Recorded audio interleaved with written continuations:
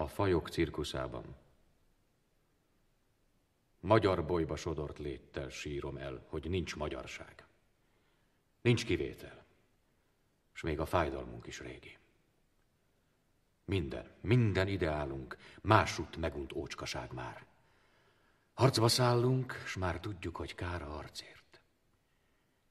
Csak cammogva fonnyuk éltünk, mások elhányt guzsajáról, s nem kár értünk, ha elvágják fonalunkat.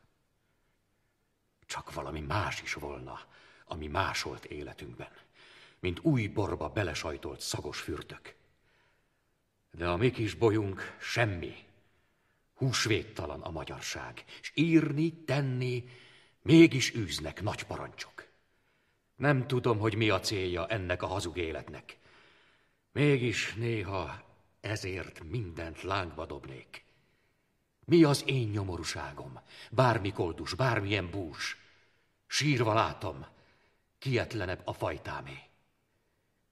Céljainkat elcélozták, életünket már elélték.